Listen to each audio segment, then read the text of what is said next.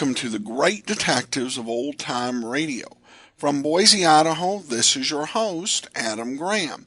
If you have a comment, email it to me, box13@greatdetectives.net.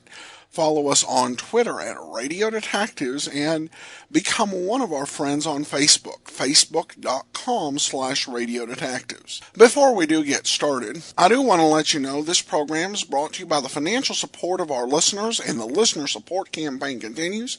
Go to support.greatdetectives.net for full details. During this listener support period, in addition to access to our premium site, for any donation of $20 or more, I'll send you your choice of several ebooks and an additional thank you gift. Among the options that we do have available, at the $20 level, we'll send you one of Colonial Radio Theater's Innocence of Father Brown sets, either volumes 1, 2, or 3. And that's with a donation of $20 or more. And at the $100 level, we'll send you History of Harry Nile Volume 1, produced in the United States by Jim French Productions. This 1970s radio show takes you back to the golden age with Harry Nile. And that's the History of Harry Nile, Set 1, starring Phil Harper. Full details available at support.greatdetectives.net, as well as the address. And be sure to include an email address and a mailing address if you would like a physical item that's available sent to you. All right, well, now it's time for today's episode of Crime in Peter Chambers. The original air date, August the 10th of 1954, and the title, The Utopia Ballroom Murder.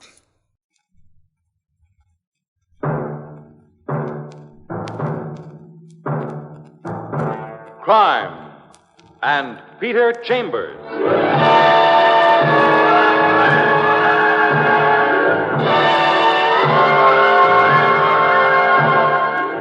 Created by Henry Kane, transcribed and starring Dane Clark. Private investigator, duly licensed and duly sworn, Peter Chambers.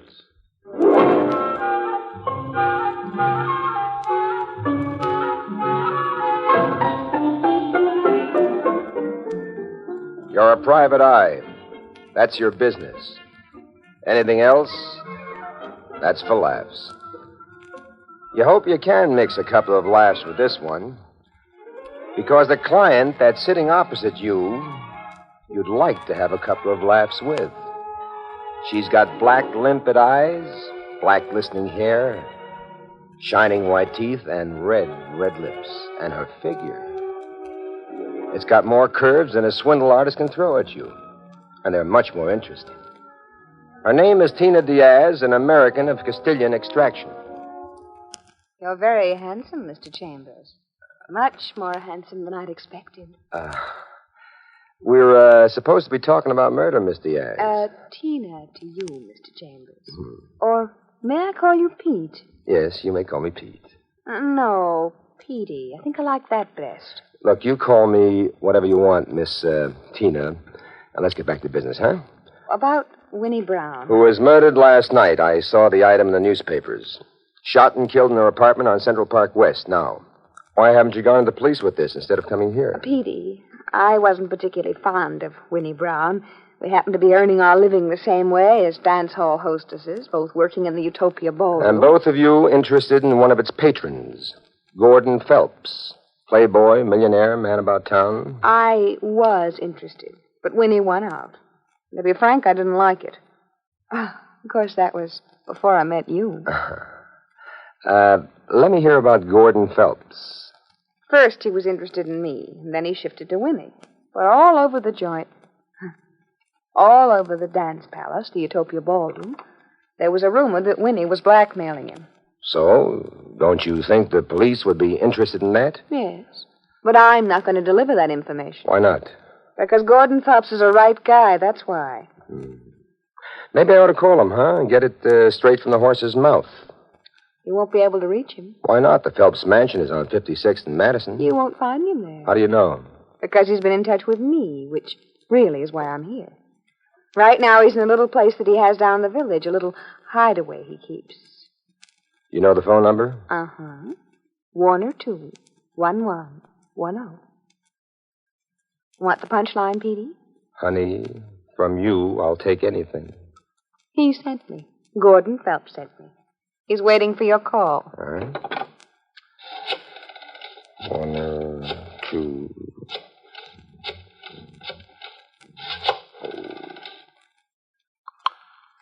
Maybe you are going to earn a fee, after all. Hello? Gordon Phelps? This is he? Peter Chambers. Oh, good. I'm delighted that you called me so promptly. Hiding out, Mr. Phelps? Not exactly, no. I'm merely attempting to avoid any unnecessary publicity, if that's possible. I know the police want to talk with me, but I won't talk with them. Not until this hubbub dies down. Which is the reason I asked Tina to put you in contact with me. I want to retain you on this, Mr. Chambers. Over the telephone? No, I'd like to talk to you personally. But where? I wouldn't want you to come here. It might be awkward. Well, how about the Utopia Ballroom? Good. Sort of home base, huh? And most appropriate. You know what I look like? Yes, I've seen your pictures. Good enough. Utopia Ballroom, 9 o'clock.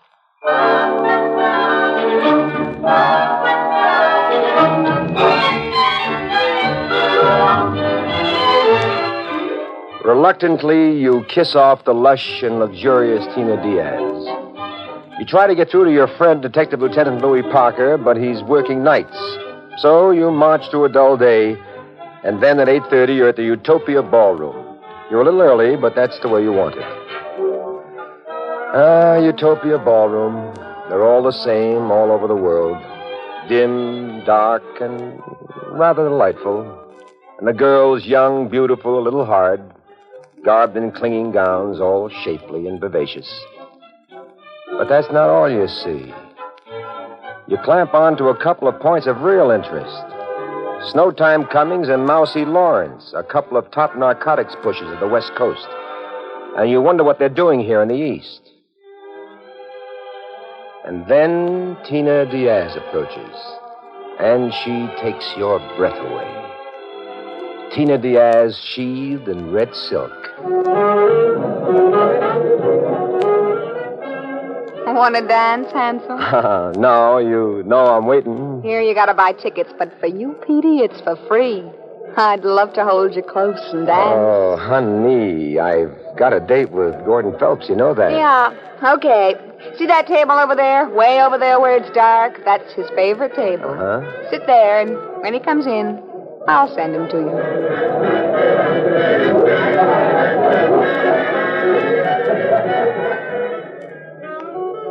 You sit and you wait, and pretty soon he's there. A tall, middle-aged, slender guy with man of distinction written all over him. The first thing he does is hand you an envelope. This is for you, Mr. Chambers. Tina Diaz directed me to you.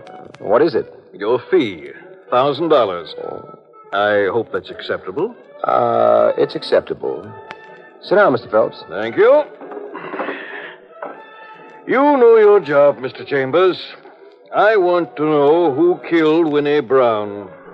And if it turns out to be you, Mr. Phelps, there's no rebate on the $1,000. Good enough. Now, what's your connection with that girl, Winnie Brown? What about this blackmail talk? It's absolute nonsense. She was taking dramatic lessons. And, well, I was helping her. How much were you helping her, Mr. Phelps? $75 a week. Well, now, don't misunderstand.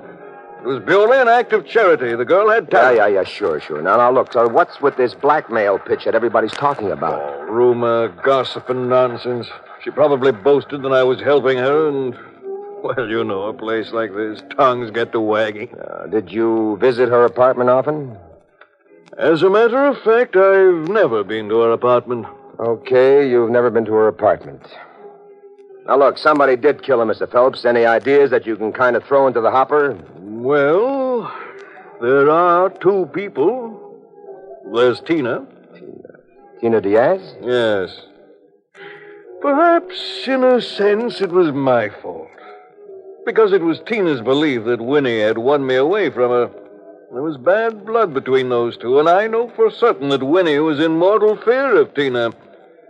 Fiery type, that Tina. Bad temper. How long have you known those girls?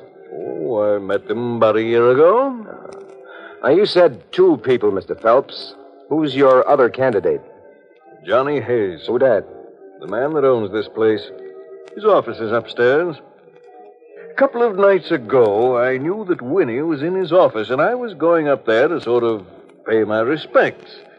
The door was partly open, and before I actually realized it, I was eavesdropping. I overheard an argument. Now, look, you big shot, Johnny Hayes. I know what's going on around here, and I don't like it. You're putting a lot of nice kids in this spot, making criminals out of them, and I don't like it. You don't like it, eh? Well, who the heck do you think you are? I'm the dame that can blow the whistle on you. That's who I am. Sister, let me tell you something for your own good. You're moving in over your head. Way over your head. And unless you butt out of this and keep your nose clean, you figure to get your head handed to you with a few holes in it.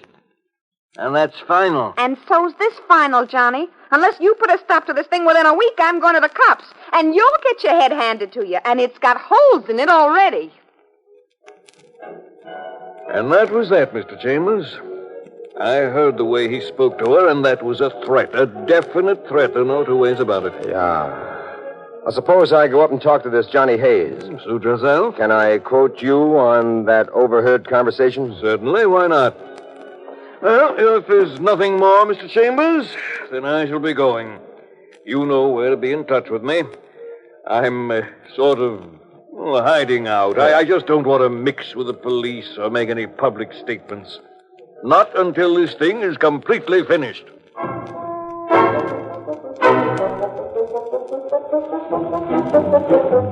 Johnny Hayes' office is the usual cubbyhole overloaded with pictures of prize fighters and actors. Okay, so you're a private cop. So what can I do for you? He's a sharply dressed guy, tall, pale, slender, and good-looking. And trying to learn anything from his face is like trying to learn something from a clock without hands. Okay, so you're Peter Chambers. So what do you want me to do? Bring out a flag and wave it? I want you to answer a couple of questions. I'm working on that Winnie Brown thing. Okay, so work somewhere else. I'm working here. Oh, a tough boy. One of them, huh? Tough enough if that's the way you want it. Now, how do you want it? Well, for the time being, let's play it in the soft key, tough boy. What do you want? That's better. A couple of nights ago, you were overheard threatening Winnie Brown. Where? Right here. It's a lie. You didn't have an argument with her? I did not. Suppose I tell you I got a witness to that. Then I'll tell you, he's a liar. Would you say that Gordon Phelps is a liar? Gordon Phelps, eh? Yeah. Yes, I certainly would say he's lying. Why should he lie? So's he can take the heat off himself. If anybody killed her, he did. How does that figure? Because she was playing him for a sucker, that's why. And he couldn't get to first base. And that drove him off his nut. He's one of them millionaire guys, spoiled all the way from the cradle. If they can't get what they want, they kill it.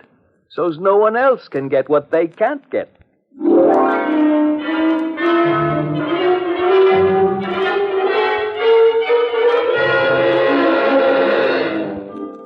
And that about does it for your conversation with Johnny Hayes. The next stop, police headquarters, where you wait for Lieutenant Parker. And it's about 2 o'clock in the morning before he finally shows up. Detective Lieutenant Louis Parker, homicide. Staunch minion of the law, gentleman, and good friend. Well, bless my soul if it ain't Peter Chambers in Louis. person. Ain't it a little past your bedtime, friend? Louis, what have you got on that Winnie Brown murder? Knowing you, what have you got, pal? Well, I might have something you want. Oh. Like perhaps a guy by name of Gordon Phelps, huh? Perhaps. Hey, you're not kidding, are you, Pete? No. Will you be able to produce that guy for us? I might. When? Within the next 24 hours. Good enough. All right. Now, what have you got for me, Louis? This. Gun that killed her, and her diary. Did you trace the gun yet? We're working on it. How about the diary? Did it give you anything? No, nothing that helps. Makes a lot of mention of that Gordon Phelps, though. And says she lived in that apartment the past 2 years. Did he go up to her apartment often? As a matter of fact, according to the diary, he never went there. Ever. Well, that jibes. Jibes? Jibes with what? Skip it, Louis, for the time being. Now, what did happen up there at Winnie Brown's? All I've got is a smattering from the newspapers. Dead, shot through the head, gun left there, no fingerprints. Killer probably wore gloves. Apartment had been searched, but not thoroughly searched. It appears that she interrupted the search, and that's when she was killed. A neighbor heard the shots, reported it. How'd the intruder get in? That is one of our chief problems. How come? Well, the windows were locked from the inside. Door lock was not tampered with. In fact, when we got there, it was actually locked from the outside. We had to use master keys. Louis, a favor? But what else? I'd like to look that apartment over. Yeah? Do I get cooperation? Have I ever failed you, Louis? No, you never have. There's the key, pal. Thanks, pal. Enjoy yourself. Let me hear from you.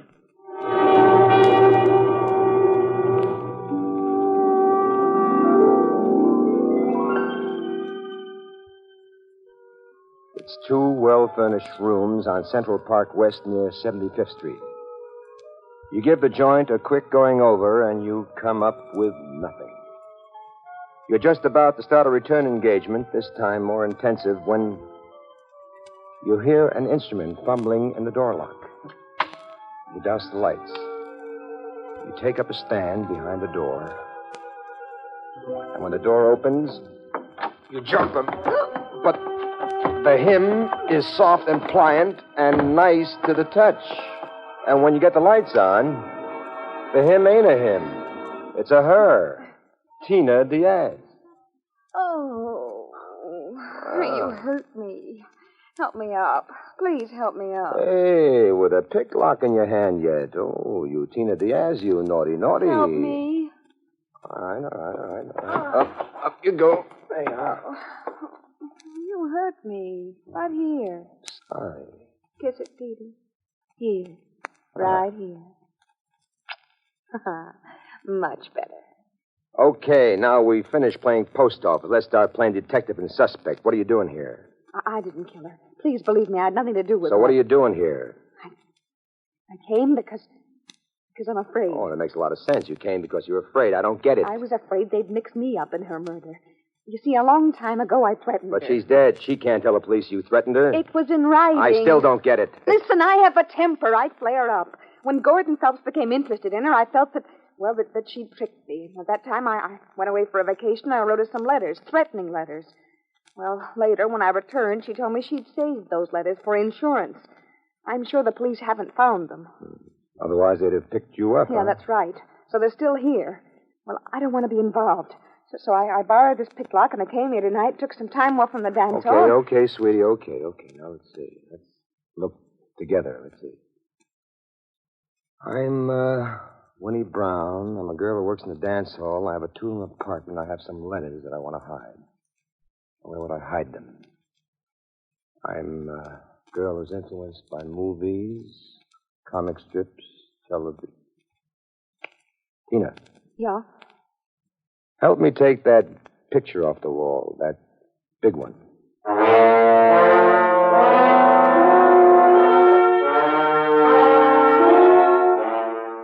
You miss on the first, but the second picture does it. You rip off the brown paper back, and there are the letters. And there also is another item, a document. You look at that, and you pocket it. And then you return the letters to Tina. Oh, I don't know how to thank you. Well, we'll discuss that later at my place, huh? I've got a great, big, beautiful terrace overlooking the city. Oh, I'd love that. It's a date. What was that other thing you found, that legal-looking document? Well, at the moment, it's none of your business, sweetheart. Look, tell me, do you know a character called Snowtime Cummings? Another guy called Mousy Lawrence? Yeah. Yes, I do. Are you mixed up in any of that? No, I'm not. Good enough. Do you know what's been going on there at the Utopia Ballroom with those guys? Yes. A lot of the girls know. But they're afraid to talk. Those were not mixed up in it. Well, don't you be afraid. You tell me. Well, those two men come from the West Coast. That Snowtime Cummings and Mousy Lawrence.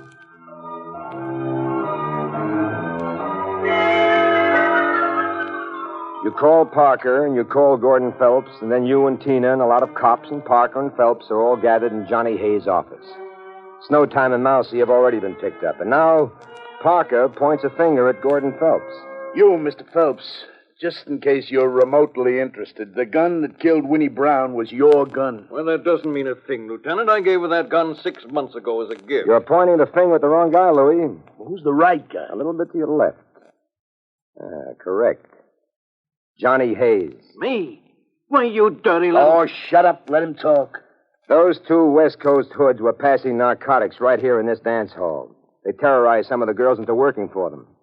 They slipped the girl a packet, and the girl would slip it to the customer while dancing with him, and then they'd take his dough in return. I didn't know anything about that. That's a lie. You even tried to talk Miss Diaz into your filthy little racket. Yes, it's true. He did. And for all of that, the boys paid him off, Louis. Winnie Brown found out about it, and she was a spunky one. She told Hayes unless he cut her out, she'd go to the cops. So he killed her.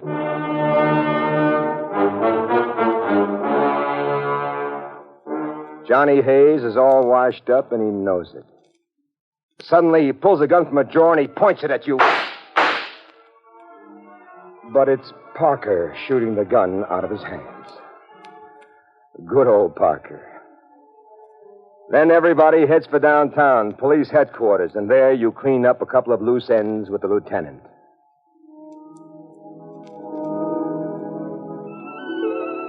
And then, in the faint blue of the very early morning, on your terrace overlooking the park, you and Tina Diaz drink a quiet toast to the great, sprawling, sleepy city beneath you. To New York and to you. And congratulations on a really brilliant performance. And to you, honey, who helped plenty. And believe me, it took a lot of nerve.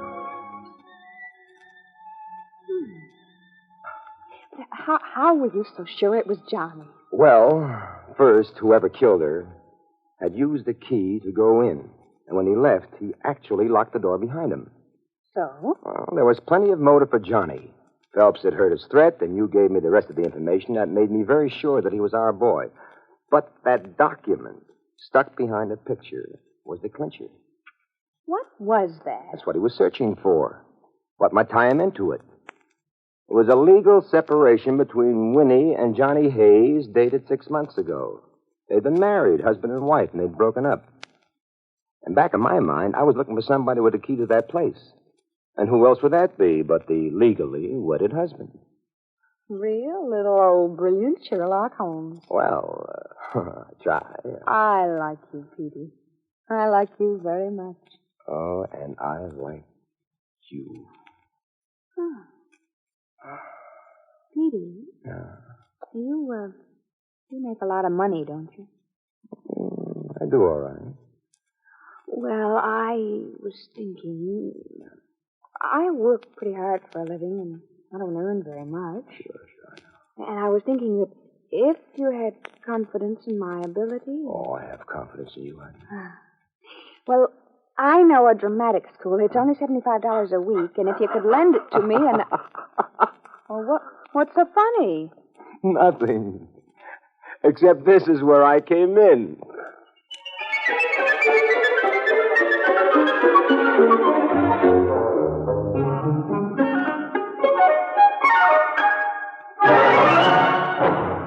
And there you've had Crime and Peter Chambers.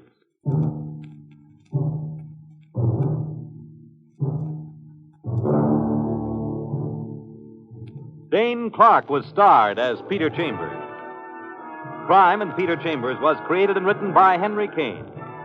Others in the cast were Bill Zuckert, heard as Lieutenant Parker, Patricia Wheel as Tina, and Bill Griffiths as Gordon. It was directed by Fred Way. And this is Fred Collins inviting you to tune in next week, same time, same station, transcribed for Dane Clark in Crime and Peter Chambers.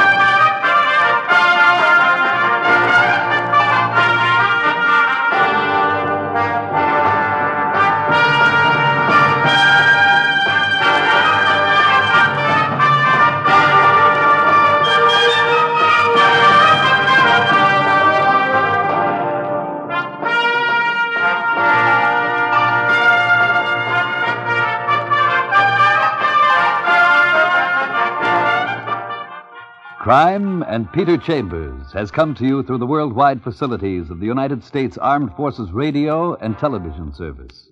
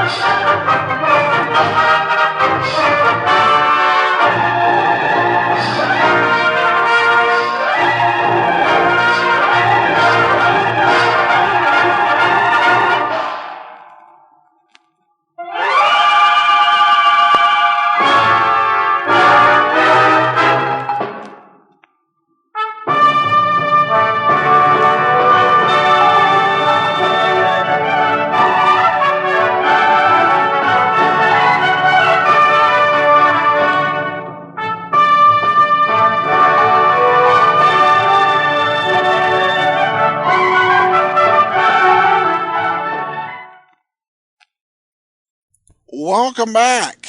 I did like how Peter Chambers was upfront that if his client was guilty of the murder he was investigating, he wouldn't get a refund. As I know, I've listened to some shows where, I think Let George Do It, where George Valentine did that. Found out his client was guilty, so gave back the money. But Peter Chambers doesn't go that way. He's got an expensive lifestyle to maintain. So you better hope when you hire him that he doesn't find out you're the killer. At any rate, on to some listener comments and feedback. And we have a new review of the app on Amazon.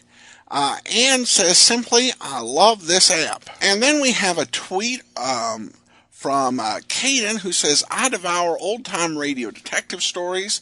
My fave via at Radio Detectives free. Well, thanks so much. Do appreciate you sharing with us on Twitter.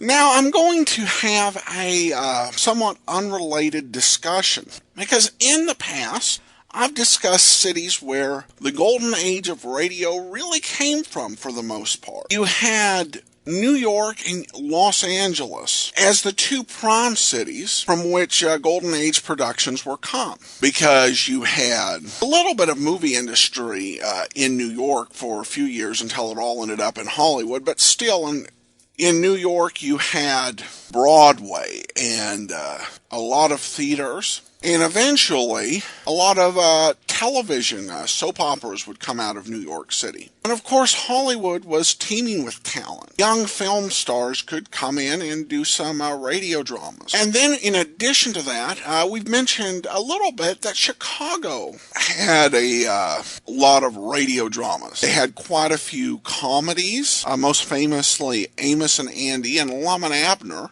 that originated there for a few years. And there were other programs. One I brought for an app extra a few months back was a Bob Bailey app extra with the Chicago Theater of the Air. And both Bob Bailey and Eddie Firestone Jr. made some of their earliest radio appearances in Chicago. There's not quite the quality or the amount of recordings from Chicago, particularly for dramatic programs. But there is some interesting stuff out there, including there was a Chicago-based version of The Whistler, and there actually are 2 episodes of that program out there. And what ultimately inspired me to talk about this, and we've talked about probably the 4 biggest cities for radio drama, was I was listening to the Big Finish podcast. Big Finish, I've talked about in a few columns. They make adaptations of Doctor Who, some Sherlock Holmes audio dramas, and somebody emailed them to ask if they would consider or had considered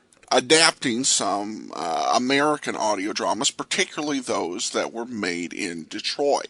The people at Big Finish are, of course, in the United Kingdom, and the whole podcast premise is just kind of answering questions on the fly. So they didn't have any information about old-time radio coming out of Detroit. And it occurred to me I hadn't talked about it either. But it's something kind of remarkable. We did not have a ton of Golden Age radio programs that came out of Detroit. But there were 3 very big programs which did. Lone Ranger, Green Hornet, and Challenge of the Yukon. All 3 of these programs began on WXYZ radio in Detroit. And that's a quite remarkable feat for that one station in Detroit to produce 3 radio dramas that would begin in the 1930s and continue well into the 1950s. All of them would inspire TV shows. And what makes the shows more remarkable is that they didn't really have access to the same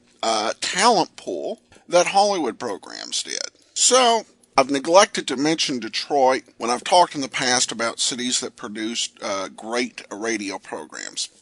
But you really can't have a discussion of those cities which made great radio without talking about Detroit. So I just thought I would take a moment to correct that injustice and give you some information on where so many of these radio programs came from.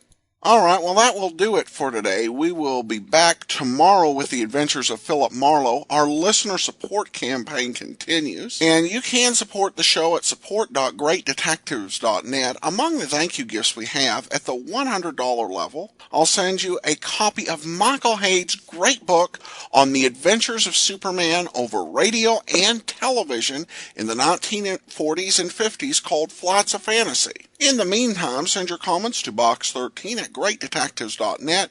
Follow us on Twitter at